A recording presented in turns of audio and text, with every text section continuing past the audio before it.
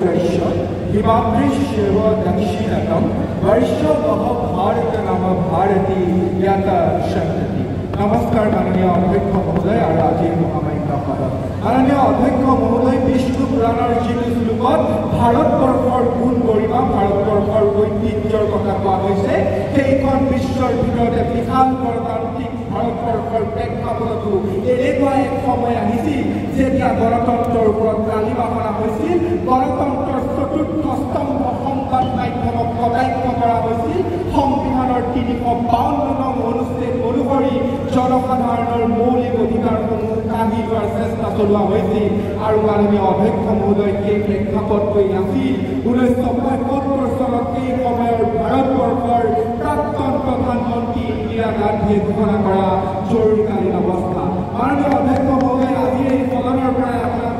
আপোনাৰ লগতে বিৰোধী পক্ষ পৰাই দিবলৈ পালে ভাল পাওঁ যে 1975 চনৰ সেই প্ৰেক্ষাপটটোত যেতিয়া দেশৰ প্ৰতিৰক্ষা মন্ত্ৰীজনে কৈছিল যে মই আনুগত্য প্ৰকাশ কৰোঁ ইন্দিৰা গান্ধীৰ প্ৰতিহে দেশৰ প্ৰধানমন্ত্ৰীৰ প্ৰতি নহয় যেতিয়া দেশৰ এজন মুখ্যমন্ত্ৰীয়ে সংবাদকৰ্মী এজনক বিনা দোষত কাৰাগাৰত আবদ্ধ কৰি থৈছিল আৰু সেই বাতৰি কাকত কাৰ্যালয়ত বুলডোজাৰ চলাইছিল তেতিয়াই মাননীয় অধ্যক্ষ মহোদয় এই প্ৰতিৰোধমূলক আটক আইনক প্ৰতিশোধৰ এক ব্যক্তিগত আহিলা হিচাপে ব্যৱহাৰ কৰা হৈছিল। মাননীয় অধ্যক্ষ মহোদয় যেতিয়াই বিচাৰ অধীনত প্ৰায় 1 লাখতকৈও লোকক কাৰাগাৰত বন্দী কৰা হৈছিল তেতিয়াই মাননীয় অধ্যক্ষ মহোদয় আজি 50 বছৰ বৰকাৰ পাছতো এই সদনত প্ৰশ্ন উত্থাপন কৰিব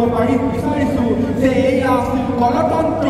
নে ৰাজতন্ত্ৰ। শেষত মাননীয় অধ্যক্ষ মহোদয় বিৰোধী পক্ষৰ এগৰাকীয়ে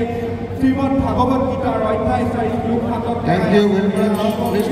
কিন্তু মই ক'ব বিচাৰিছোঁ যে যেতিয়াই ধৰ্মৰ গ্লানি হয় তেতিয়াই নতুনত্বৰ উত্থান হয় একেদৰে ভাৰতবৰ্ষতো আমি দেখিবলৈ পাইছোঁ 44 নং সংশোধনীৰ জৰিয়তে